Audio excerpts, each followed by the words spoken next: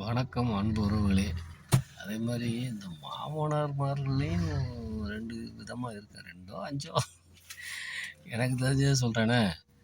எப்படின்னா, நல்லா வாழணும்னு நினைக்கிற மாமனார்லாம் இருக்காங்க. பிள்ளைய நல்லா வாழ வைக்கணும், மருமகமார்களுக்கெல்லாம் நல்லா சப்போர்ட் பண்ணணும். மொத்தத்தில் இடைஞ்சல்லாமல் இருப்பாங்க. அவங்க விஷயத்தில் தலையிடாமல் குறுக்கிடாமல். ஆமாம், அப்படி மாமனார்மாரும் இருக்காங்க. இன்னொரு ரகம் இருக்குது பாருங்கள். அவங்க எப்படின்னா,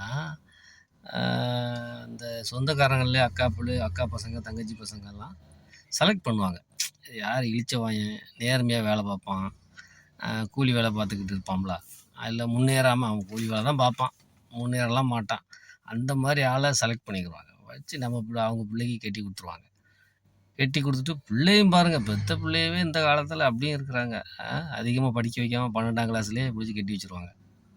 அது ஒரு விவேக் காமெடியில் சொல்லுவாங்களா, பிள்ளைகள் படித்தா நம்மளை மதிக்க மாட்டாங்கன்னு. அது மாதிரி அப்படிலாம் கட்டி வச்சு முடித்து ஒரு 2 வருஷம் கழித்து அப்புறம் ஸ்டேட்டஸ் பார்ப்பாங்க. எனக்கு என்னமோ அந்த பொம்பளை பிள்ளைலாம் சில அப்பா செய்கிற தவறெல்லாம் கண்டுபிடிச்சிட்டாங்கன்னா அதை பழி வாங்குகிற மாமனார் மாதிரிலாம் இருக்கிறாங்க. அது என்ன சாதனையாக தெரியல, அது பெரிய சாதனையாக நினச்சிக்கிறாங்க. இல்லை, எல்லாம் தெரிஞ்சு தான் கல்யாணம் முடிச்சு கொடுக்குறாங்க.